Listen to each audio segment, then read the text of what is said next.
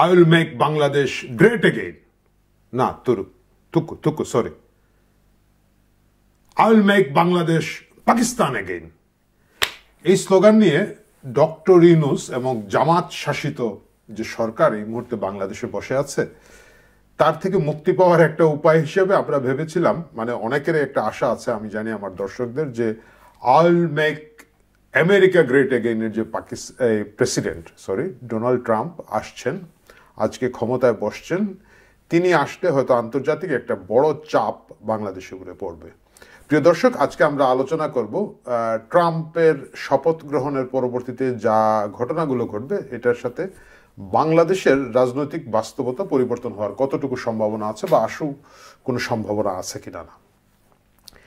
আমরা অনেকেই জানি যে এর আগে এই ধরনের ঘটনা ঘটেছে, যদিও আমরা সকলেই বলি আমরা স্বাধীন সার্বভৌম রাষ্ট্র, কিন্তু আমরা আমাদের দেশের রাজনীতিতে আমরা বিশ্বাস করি, কতটুকু সত্য মিথ্যা এটা তো অন্য আলাপ, যে মার্কিন যুক্তরাষ্ট্রের এবং ইন্ডিয়ার একটা শক্ত ভূমিকা আছে। এই দেশের গুটি চালাচালি যত হয়, ক্ষমতার পট পরিবর্তন যতবারই ঘটেছে, এই দুটো দেশ বিশেষ করে, অন্যান্য অনেকগুলো দেশ এখানে খেলে, পাকিস্তান খেলে, এখানে আইএসআইয়ের অপারেশন আছে, রয়ের পাশাপাশি অন্যান্য আরও অনেকগুলো দেশ খেলে, চায়নার হয়তো একটা স্টেক আছে, কিন্তু মূলত আমাদের এখানে আমেরিকা এবং ভারত এক ধরনের বড় গেম প্লেয়ার। তো এর আগে যখন মোদি প্রথমবারের মতো প্রাইম মিনিস্টার হন, বিএনপি তখন বিরোধী দলে, এবং তাদের একটা ধারণা ছিল যে কংগ্রেস শাসিত সরকার, ভারতীয় সরকার যেহেতু শেখ হাসিনাকে বোধহয় অন্ধ সাপোর্ট দিচ্ছে, তাদের যেহেতু গান্ধী ফ্যামিলির সাথে একটা পারিবারিক সম্পর্ক আছে, শেখ ফ্যামিলির যোগাযোগ বন্ধুত্ব আছে, এই কারণে দিয়ে যাচ্ছে, এবং মোদি আসলে ভারতের এই পলিসিটা চেঞ্জ হবে। এটা আশা করে যেদিন মোদি নির্বাচনে জিতে, আপনাদের অনেকের খেয়াল আছে যারা একটু সিনিয়র হয়ে গেছেন, যে ঢাকায় মিষ্টির দোকানের সকল মিষ্টি শর্ট পড়ে গিয়েছিল। কারা কিনেছিল, কেন কিনেছিল সেটা বলতে চাচ্ছি না, বুঝে নেন। এইবার ডোনাল্ড ট্রাম্প যখন আসলেন, এর আগেই কিন্তু বাংলাদেশ থেকে আওয়ামী লীগ সরকারের পতন ঘটেছে, এবং ডোনাল্ড ট্রাম্প আসলে জো বাইডেন প্রশাসনের বাইরে গিয়ে একটা কিছু করবেন যেটা আওয়ামী লীগের জন্য অনেক সুখকর হবে, এটা তারা আশা করছিলেন। এটা হচ্ছে স্বাভাবিক আশা, কিন্তু আমাদের অনেক আওয়ামী লীগ সমর্থক বন্ধু বান্ধবরা বিশ্বাস করেছিলেন যে ডোনাল্ড ট্রাম্প আসার সাথে সাথেই বাংলাদেশে আবার আওয়ামী লীগের সরকার প্রতিষ্ঠিত হবে, শেখ হাসিনা আবার প্রধানমন্ত্রীর আসনে বসবেন, এবং তারাই আবার আগের মতো একটা অবস্থায় চলে যেতে পারবেন। এই গোটা বিষয়টা আদৌ কতটুকু সত্য? দেখেন, ভারত বাংলাদেশকে যে চোখে দেখে, এটাই আসলে আমেরিকা যদি দেখে, তাহলে কিন্তু এই গেমটা যে আন্তর্জাতিক আন্তর্জাতিক পক্ষ থেকে একটা অশান্তি তৈরি করা, দেশে বা সরকার পরিবর্তনের জায়গা তৈরি করা, এটা সম্ভব হয়। কিন্তু আমরা দেখেছি, মানে আমরা সকলেই জানি যে ভারত বেশ স্ট্রংলি সাপোর্ট দিয়ে যাচ্ছিল বিগত সরকারকে, আওয়ামী লীগ সরকারের সাথে তাদের রিলেশন অনেক ভালো ছিল, এবং মার্কিন যুক্তরাষ্ট্রের সম্পর্কটা খুবই খারাপ ছিল। মানে এখানে মার্কিন রাষ্ট্রদূতের নিরাপত্তা ব্যবস্থা কমিয়ে ফেলা সহ বিভিন্ন জিনিস দিয়ে একেবারে দৃশ্যমান এক ধরনের উত্তেজনা ছিল, এবং একটা সময় তো বিএনপির অনেকেই, মানে আমার মনে আছে যে বিএনপির একজন নেতা পরবর্তীতে আওয়ামী লীগে জয়েন করেছিলেন, যে পিটার হাসকে ভগবান ডেকে আমরা বসে আছি। তারাও মার্কিন যুক্তরাষ্ট্রের দিকে তাকিয়েছিলেন। আওয়ামী লীগের একটা বিশ্বাস ছিল যে আমেরিকা খুব বড় আকারে গেম এখানে খেলতে পারবে না, কিন্তু শেষ পর্যন্ত জুলাই আগস্টের ঘটনার যতগুলো পিছনের গল্প আমরা জানি যে এখানে আমেরিকা একটা বড় রোল প্লে করেছে। অনেক ধরনের মোবিলাইজেশনের পিছনে সরাসরি তাদের প্রত্যক্ষ গোয়েন্দা সমর্থন ছিল, তাদের আর্থিক সমর্থন ছিল, রিসোর্স সমর্থন ছিল। এগুলো অস্বীকার করার কিছু নাই। এগুলা যদি কেউ অস্বীকার করে বলেন যে শুধুমাত্র আমি আর আপনি মিলে এত বড় কাজ করে ফেলেছি, আসলে এগুলো স্রেফ বোকামি। আমি যদি বুড়বক নাও বলি, বোকা বলতে হবে। ওইসব রাজনৈতিক সেন্স যাদের, তাদের সাথে আসলে আলাপ করার ইচ্ছা আমার নাই। এখন ট্রাম্প প্রশাসন আসলে কি হচ্ছে? ট্রাম্প প্রশাসন আসলে ট্রাম্পের সাথে মোদির একটা ব্যক্তিগত বন্ধুত্বপূর্ণ সম্পর্ক আছে বলে ধারণা করা হয়। একটা সিগনিফিক্যান্ট ঘটনা ঘটেছে নির্বাচনের মাত্র কয়েকদিন আগে। ট্রাম্প একটা এক্স করেছিলেন, টুইট যেটাকে আমরা বলি, টুইট করেছিলেন এক্স, বা মানে আগে যেটাকে টুইটার বলা হতো, এবং সেখানে তিনি স্পেসিফিক বাংলাদেশের বিষয়ে খুব স্ট্রংলি বলেছিলেন। প্রথম লাইনটা এরকম ছিল, I strongly condemn the barbaric violence against Hindus, Christians and other minorities who are getting attacked and looted by mobs in Bangladesh, which remains in a total state of chaos. মানে strongly condemn করছেন, তিনি তীব্র প্রতিবাদ জানাচ্ছেন, নিন্দা জানাচ্ছেন বাংলাদেশের ধর্মীয় সংখ্যালঘুদের উপরে যে নির্যাতন চলছিল তখন ইউনূস সরকারের মব, সরকারের প্রত্যক্ষ মদদে যে ঘটনাগুলো ঘটছিল তার নিন্দা জানিয়েছিলেন। এবং একই টুইট, অনেক লম্বা টুইট, এটা আসলে মূলত ভারতীয় বংশোদ্ভূত তো যে ভোটাররা আছেন তাদের প্রতি তার অ্যাপিল ছিল। এবং যেহেতু কমলা হ্যারিস এর সাথে ভারতের একটা সম্পর্ক আছে ধরে নিয়ে ভারতীয় আমেরিকান নাগরিক যারা আছেন ভারত ব্যাকগ্রাউন্ডের, তারা যাতে ট্রাম্পকে ভোট দেন এই জন্য তিনি এই অ্যাপিলটা করেছিলেন পরোক্ষভাবে। এবং সেখানে তিনি বলেছিলেন, under my administration will also strengthen hour great partnership with India and my good friend prime minister Modi. India এবং প্রাইম মিনিস্টার মোদির সাথে তিনি, তার গুড ফ্রেন্ড ভালো বন্ধু মোদির সাথে তিনি সম্পর্ক আরও শক্তিশালী করবেন, আরও উষ্ণ করবেন, এটাই ছিল তার সেই প্রত্যাশা। এবং তার পরবর্তীতে আমরা দেখেছি ট্রাম্প যখন জিতেছেন তার আগেও মোদি তাকে মানে অনেকটাই তার পক্ষে টুইট করেছেন। ট্রাম্প জেতার পরে টুইট করে শুভেচ্ছা জানিয়েছেন। ট্রাম্পকে যারা প্রথমে বিশ্বনেতা যারা প্রথমে অভিনন্দন জানিয়েছিলেন মোদি হচ্ছেন তাদের একজন। এর বাইরে যেটা হচ্ছে, ভারতীয় বংশোদ্ভূত প্রচুর লোক, প্রচুর আমেরিকান গুরুত্বপূর্ণ পদে বসেছেন ট্রাম্প প্রশাসনে। ট্রাম্প তাদেরকে মনোনীত করেছেন। বিশেষ করে ধরেন কাশ প্যাটেলের কথা বলা যায়, এফবিআই ডিরেক্টর হচ্ছেন, মানে তিনি এফবিআইয়ের বস হচ্ছেন। তারপরে জয় ভট্টাচার্য কলকাতার লোক, পশ্চিমবঙ্গের বাঙালি, তিনি এখানের মধ্যে আছেন। এনআইএচের ডাইরেক্টর হচ্ছেন তিনি। তারপরে আছেন হারমিত ধিলন হচ্ছেন সিভিল রাইট ডিভিশনের, ডিপার্টমেন্ট অফ জাস্টিসের সিভিল রাইট ডিভিশন দেখছেন।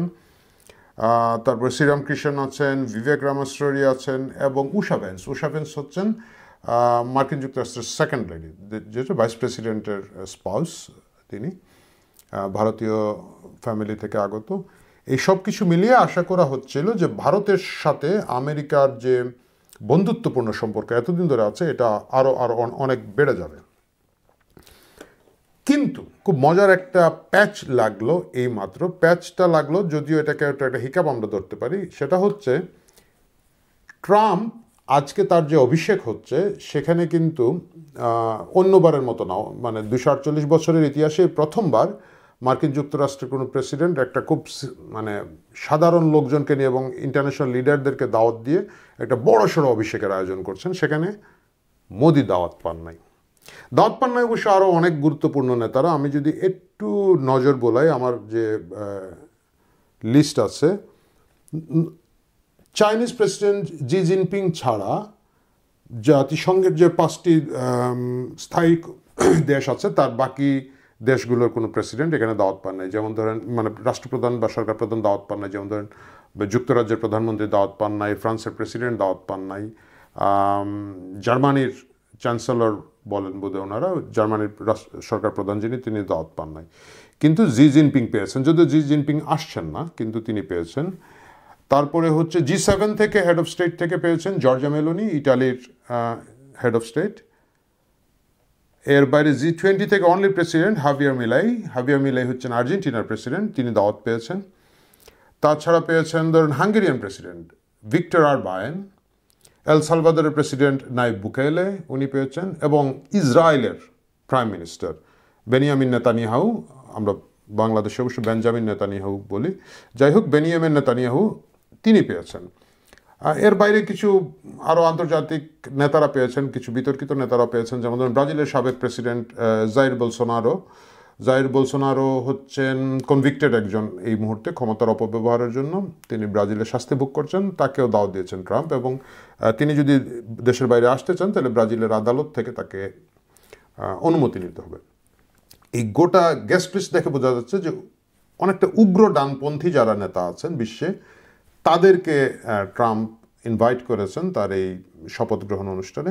এবং সেটা যদি হয় তাকে আমরা যেভাবেই দেখি, নরেন্দ্র মোদী কিন্তু বিশ্বে একজন ডানপন্থী নেতা হিসাবে, উগ্র ডানপন্থী নেতা হিসাবে প্রমাণিত, প্রচারিত এবং পরিচিত। সেই জায়গায় মোদির দাওয়াত পাওয়াটা খুব অস্বাভাবিক হতো না। যদিও অনেক ছোট ছোট দেশ পেয়েছে, অনেক বড় দেশ পায় নাই, রাশিয়া পায় নাই, আমি আগেই বলেছি আপনাকে, যুক্তরাজ্য, ইউনাইটেড কিংডম ওরা পায় নাই, ফ্রান্স পায় নাই, জার্মানি পায় নাই, কিন্তু সেই হিসাবে ভারত না পেলেও অস্বাভাবিক নয়। কিন্তু তার সাথে যে পার্সোনাল বন্ধুত্ব, ভারতের সাথে যে যোগাযোগ, ভারতের যে ইম্পর্টেন্স, এই জায়গাটায় এসে সেটা না করে ভারতের যে চিরশত্রু চায়নার প্রেসিডেন্ট জি জিনপিং, তাকে দাওয়াত দেওয়া, এটা হচ্ছে এক জিনিস। দ্বিতীয় হচ্ছে যে জি জিনপিং এর সঙ্গে মোদি দীর্ঘক্ষণ ফোনে কথা বলেছেন, যেটা মিডিয়া এসেছে। মনে হচ্ছে যে চায়নার সাথে বরঞ্চ সম্পর্কটা আর একটু ইমপ্রুভ হচ্ছে, এবং সেটা যদি হয়ে থাকে মোদির অবস্থাটা একটু পিছিয়ে যায়। এখন ভারতীয় মিডিয়া গত কয়েকদিন ধরে খুব একটা বলছে যে না, এত ভিড়ের মধ্যে গিয়ে মোদির লাভ নেই, ট্রাম্প অতি দ্রুতই ভারত সফরে আসবেন এবং মোদিও খুব দ্রুতই মার্কিন যুক্তরাষ্ট্রে যাবেন এবং ট্রাম্পের সাথে দেখা করবেন। এইটা নিয়ে কাজ হচ্ছে, এবং এটার কাজ করছেন তাদের যে external affair minister S Jaishankar. উনি এখন মার্কিন যুক্তরাষ্ট্রে আছেন, তিনি ট্রাম্প প্রশাসনের সাথে এই বিষয়টা নিয়ে আলাপ করেছেন বলে পত্রিকায় খবর এসেছে। তো যাই হোক, আমরা মূল আলোচনায় চলে যাই। যদি এই অবস্থা হয়ে থাকে, মার্কিন যুক্তরাষ্ট্রের ট্রাম্প প্রশাসনের সাথে যদি মোদির সম্পর্ক সেই লেভেলের উষ্ণ না থাকে, বাংলাদেশের প্রায়োরিটিটা অনেক পিছিয়ে যাবে। এটা একেবারে বাস্তব ঘটনা, এটা অস্বীকার করার কিছু নেই। কারণ বাংলাদেশ তো ভারতের কাছে প্রথম প্রায়োরিটি না, ভারতের কাছে ভারত হচ্ছে প্রথম প্রায়োরিটি, এবং ভারত নিজেই যদি সেখানে পিছিয়ে যায়, এবং এই মুহূর্তে জো বাইডেন প্রশাসন যেভাবে বাংলাদেশে খেলছে, এই খেলাটা ট্রাম্প কন্টিনিউ রাখবেন না যদি ভারত তাকে কনভিন্স করতে পারে যে তুমি আমি একসাথে। এখানে একটা ঘটনা কিন্তু আছে, এটা হচ্ছে মানে এতটুকু যা বললাম এটা হচ্ছে অনেকটাই একটা দৃশ্য। আমরা যদি ঠিক উল্টো দিকে যদি যাই, আমরা দেখব মার্কিন রাষ্ট্রদূত যিনি এই মুহূর্তে ভারতে আছেন, তিনি গত কয়েকদিন আগে একটা ইন্টারভিউ দিয়েছেন। সেই ইন্টারভিউতে তিনি কিন্তু বাংলাদেশ বিষয়ে বলেছেন যে মার্কিন যুক্তরাষ্ট্র এবং ভারত একসাথে বাংলাদেশে গণতন্ত্র, মানবাধিকার, মানে যা যা ব্লা ওরা বলে থাকেন সেইগুলার বিষয়ে একমত। এই যে একসাথে একমত, ভালো চাই, আগ্রহী, ইটস এ সিগনিফিক্যান্ট সিগনাল। এটা একটা সিগনিফিক্যান্ট সিগনাল। এর বাইরে আমরা জানি যে মার্কিন যুক্তরাষ্ট্রের আমেরিকার যে রাষ্ট্রদূত বাংলাদেশে আসার কথা ছিল তিনি আসেন নাই, তার জায়গায় আরেকজনকে ভারপ্রাপ্ত হিসেবে পাঠানো হয়েছে। তিনি কাজ করছেন। তিনি আবার খুব সম্ভবত গতকালকে সরকারের একটা উচ্চ পর্যায়ের বৈঠকে বেরিয়ে সাংবাদিকদের সাথে কথা বলে নেয়। আমরা দেখেছি যে ওয়েস্টার্ন কান্ট্রির অ্যাম্বাসেডারগুলো বাংলাদেশে আসলে একদম খুব ভিভিআইপি ট্রিটমেন্ট পায় এবং সাংবাদিকদের সামনে কথা বলতে খুব পছন্দ করে। তিনি কথা বলেন নাই।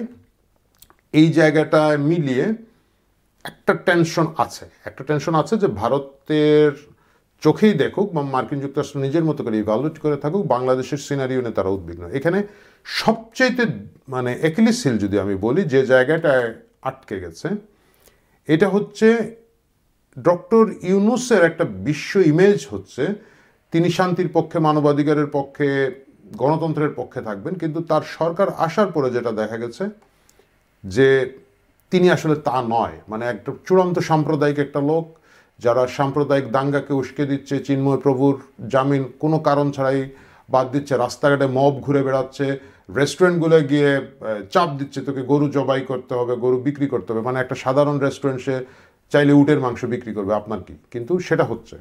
এবং এই যে মব ভায়োলেন্স হচ্ছে, পত্রিকাগুলোর সামনে গরু জবাই করা এবং ইচ্ছাকৃতভাবে জিনিসটাকে একটা বাংলাদেশকে একটা ইসলামী উগ্রবাদী দেশ হিসাবে চিহ্নিত করার যে চেষ্টা ডক্টর ইউনূসের সরাসরি মদদে, তিনি না, বাট তার যে চেলাচামুন্ডার আছে সরকারে, এদের মদদে, এটা সবগুলো এদের লোক করছেন। এইটা একটা অ্যাকিলিস হিল হিসাবে আছে। এইটা একটা বিপজ্জনক পরিস্থিতিতে আছে। আপনারা জানেন যে এই জিনিসটা নিয়ে কিছুদিন আগে জনি মোর অনেকটা আধ্যাত্মিক পরামর্শক বলা যেতে পারে, ট্রাম্পের একসময় আধ্যাত্মিক পরামর্শক ছিলেন, এবং তিনি ওইখানে যেটা বলেছেন যে উনি ছিলেন ইউএসসিআইআরএফ এর খুব সম্ভবত কমিশনার, ইউএসসিআইআরএফ এর কমিশনার, যেটা হচ্ছে বিশ্বের বিভিন্ন দেশে ধর্মীয় স্বাধীনতার বিষয়ে মার্কিন যুক্তরাষ্ট্রের যে সরকারি প্রতিষ্ঠান মনিটর করে, দেখে, রিপোর্ট করে, সেটার কমিশনার ছিলেন। এবং তিনি ব্যক্তিগতভাবে ট্রাম্পের একজন ধর্মীয় আধ্যাত্মিক গুরু বলেন বা গাইড হিসাবে ছিলেন।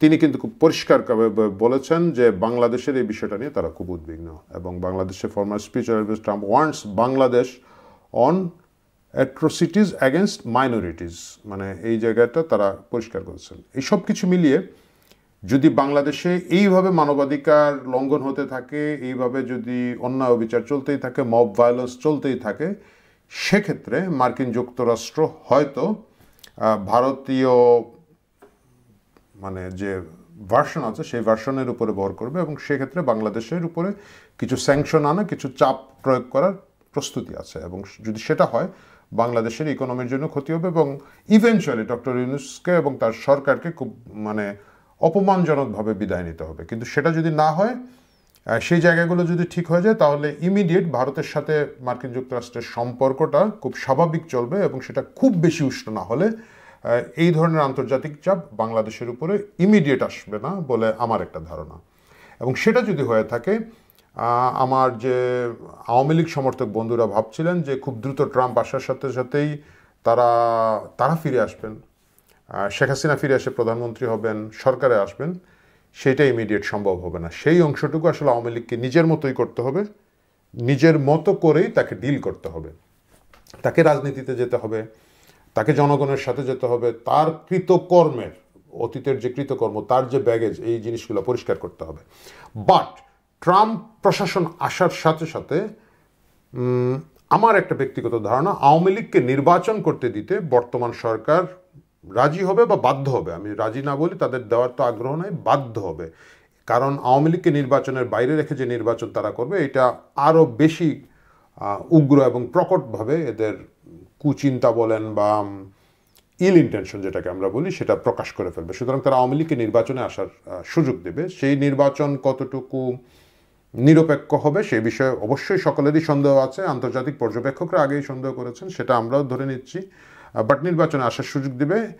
এখন আওয়ামী লীগকে ডিল করতে হবে যে তারা কিভাবে এই নির্বাচনে আসবেন। তাদের যে ব্যাগেজ আমি বলেছি, তাদের বিরুদ্ধে দুর্নীতির যে অভিযোগ, তাদের বিরুদ্ধে গণহত্যার যে অভিযোগ, তাদের বিরুদ্ধে গুম খুনের যে অভিযোগ এবং আরও অনেকগুলো অভিযোগ আছে। আর পাশাপাশি তাদের উন্নয়নের একটা বিরাট বয়ান আছে। তারা পদ্মা সেতু করেছে, তারা মেট্রো রেল করেছে, তারা আরও বিশাল বিশাল উন্নয়ন যেহেতু দীর্ঘদিন ধরে তারা করেছে। এই দুইটার ওয়েট তারা কীভাবে করবে। সামাজিক সুরক্ষায় আওয়ামী লীগ অনেকগুলো কাজ করেছে, সাধারণ গরিব মানুষের অনেক উপকার হয়েছে এবং ওইখানে কিন্তু অনেক সাপোর্ট আছে তাদের। সেই সাপোর্ট বেসটা নিয়ে আওয়ামী লীগ কীভাবে আসবে সেটা দেখতে হবে। কিন্তু যদি আওয়ামী লীগ বা যে কেউ ভেবে থাকেন যে আন্তর্জাতিক কোনো পট পরিবর্তনের কারণে রাতারাতি এই দেশের রাজনৈতিক পট পরিবর্তন হবে, আমি মনে করি তারা ভুল ভাবছেন।